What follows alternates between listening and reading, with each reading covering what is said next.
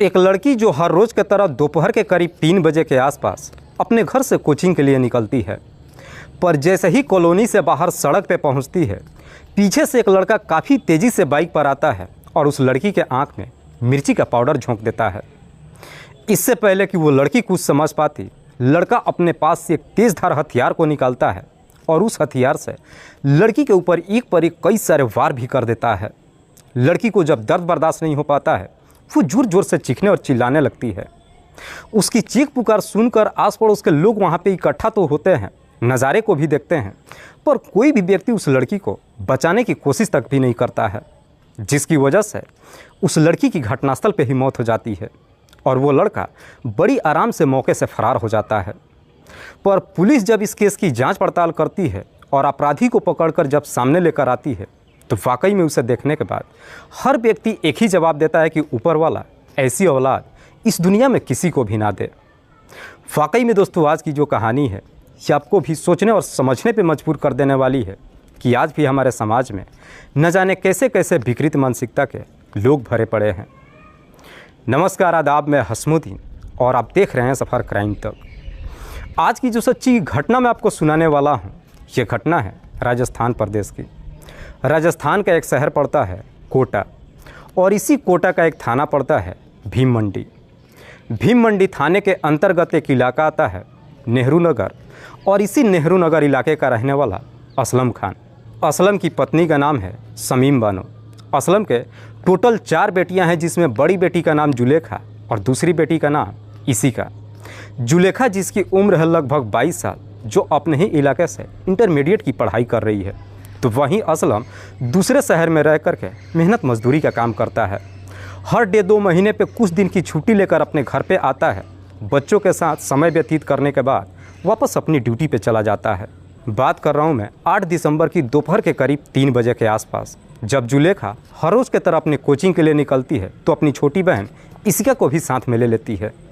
पर जैसे ही अपने कॉलोनी से बाहर सड़क पर पहुँचती है, पीछे से एक लड़का बाइक पर आता है और जुलेखा की आँख में मिर्ची का पाउडर झोंक देता है। इससे पहले कि जुलेखा कुछ समझ पाती, वो लड़का अपने पास से तेज़धार हथियार को निकालता है और जुलेखा के ऊपर एक पर एक कई सारे वार कर देता है। हालांकि जब अपने काम को अंजाम देता है, जुलेखा की छोटी बहन इसिका जब देखती है, वो ज़ोर ज़ोर से चीखने और चिल्लाने लगती है।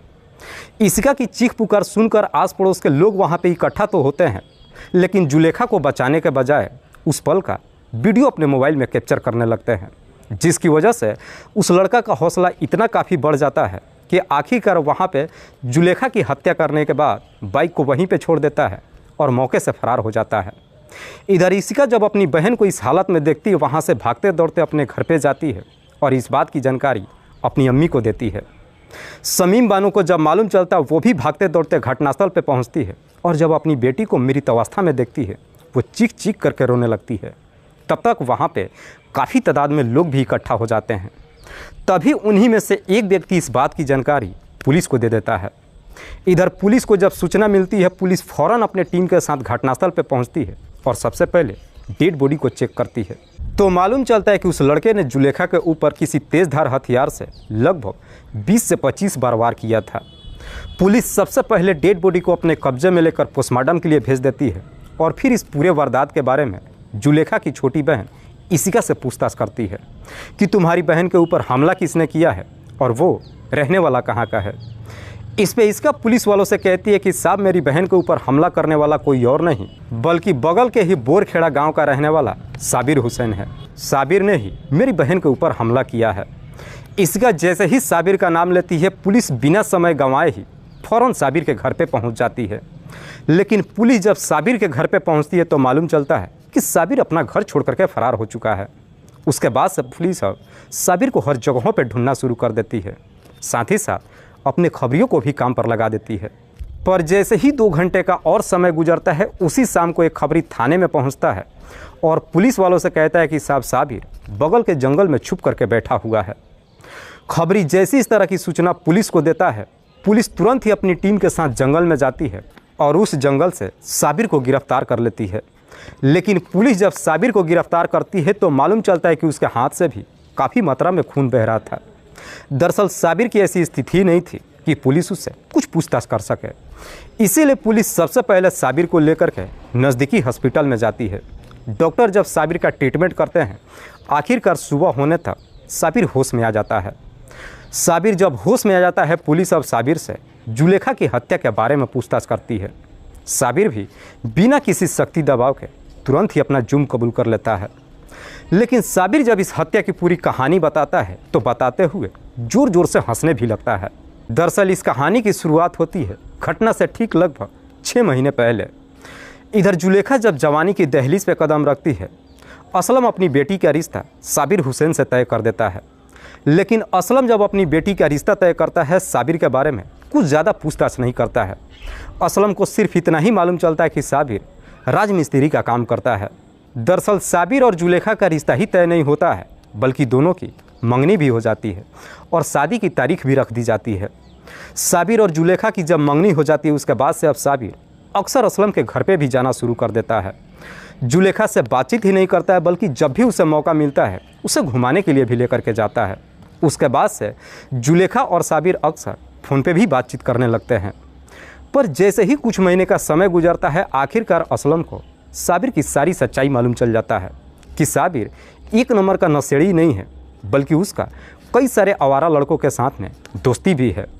असलम को जब साबिर की सारी सच्चाई मालूम चलता है, आखिरकार असलम जब इस विषय पे अपनी पत्नी से बातचीत करता है, जुलेखा की माँ अपनी बेटी का रिश्ता साबिर से तोड़ देती है। शादी का रिश्ता तो टूट जाता है, लेकिन तब तक काफ़ी देर हो चुकी थी, क्योंकि तब तक साबिर जुलेखा से प्यार करने लगा था। हालांकि रिश्ता जब टूट जाता है, साबिर का दिल भी टूट जाता है, पर बावजूद इसके साबिर असलम के घर पे जाना बंद नहीं करता है। रिश्ता टूट जाने के बाद साबिर जब असलम के घर पे जाता है, अब जुलेखा भी साबिर से ठीक से बातचीत नहीं करती है, जिसकी वजह से दोनों में झगड़े तकरार भी शुरू हो जाता है। एक दिन साबिर जब जुलेखा से मिलने के लिए उसके घर पे जाता है, जुलेखा जब उससे ठीक से बातचीत नहीं करती है, साबिर इस प्रकार से गुस्से में आ जाता है कि जुलेखा के ऊपर हाथ भी छोड़ देता है। हालांकि जुलेखा की जब पिटाई कर देता है, उसके बाद से अब साबिर जुलेखा के घर पे भी जाना बंद कर देता है। लेकिन फिर भी साबिर जुलेखा का पीछा नहीं छोड़ता है, बल्कि उसके बाद से जुलेखा जब भी अपने घर से बाहर निकलती है, रास्ते में साबिर उसे परेशान करने लगता है और बीच बीच में फ़ोन भी करके उसे परेशान करता है। लेकिन साबिर जब जुलेखा के ऊपर हाथ उठाता है, उस वक्त जुलेखा के पिता असलम अपने घर पे मौजूद नहीं थे। इसीलिए शमीम बानो भी इस बात की जानकारी अपने पति को नहीं देती है, क्योंकि शमीम बानो को भी मालूम था कि उसका पति एक नंबर का गुस्सैल इंसान है। पर जब कुछ महीने का समय गुजरता है, आखिरकार असलम को मालूम चल जाता है कि साबिर ने उसके बेटी के ऊपर हाथ उठाया था। पर इसके बावजूद भी असलम ये सोच करके चुप रह जाता है और थाने में नहीं जाता है कि इससे उसकी बेटी की ही बदनामी होगी। लेकिन असलम जब कोई कार्रवाई नहीं करता है, इस वजह से साबिर का हौसला और भी ज़्यादा बढ़ जाता है। इधर जुलेखा जब अपने कोचिंग में जाती है और रास्ते में साबिर जब उसे परेशान करता है, ये सारी बातें जुलेखा अपने परिवार वालों को भी बता देती है। इसलिए जुलेखा की माँ उसे समझाते हुए कहती है कि अब अगर तुम कोचिंग जाना तो अपने साथ छोटी बहन इसिका को भी साथ में लेकर के जाना। उसके बाद से अब जुलेखा जब भी कोचिंग के लिए निकलती है तो अपने साथ छोटी बहन इसिका को भी साथ में लेकर के जाती है। इधर साबिर जब अपनी तमाम कोशिश कर लेता है, जब उसे पूरा यकीन हो जाता है कि जुलेखा दोबारा उसकी ज़िंदगी में वापस नहीं आने वाली है, आखिरकार साबिर अब जुलेखा को हमेशा के लिए इस दुनिया से ही हटाने का तय कर देता है। उसके बाद से एक सही मौके का इंतज़ार करने लगता है। 8 दिसंबर को दोपहर के करीब 3 बजे के आसपास हर रोज़ की तरह जुलेखा जब अपने कोचिंग के लिए निकलती है तो अपनी छोटी बहन इसिका को भी साथ में ले लेती है।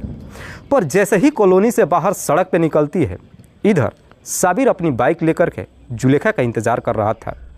जैसे ही रोड पे निकलती है, इधर साबिर पीछे से अपनी बाइक लेकर के आता है और जुलेखा के आंख पे मिर्ची का पाउडर झोंक देता है।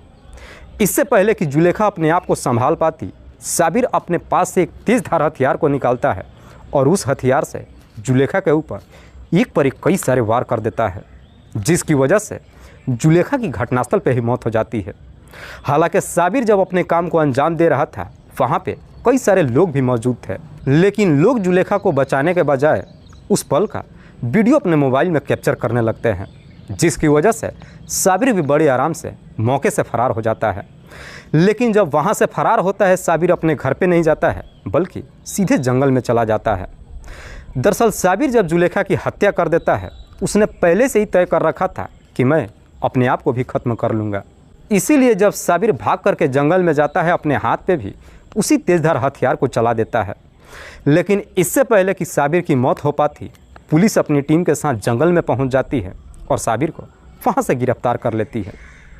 वाकई में साबिर जब अपनी पूरी कहानी पुलिस को बताता है, पुलिस साबिर के एहतेरी पे उसे गिरफ्तार ही नहीं करती है, बल्कि अगले दिन उसे जिला अदालत में पेश करती है, जहां से उसे जेल भेज दिया जाता है।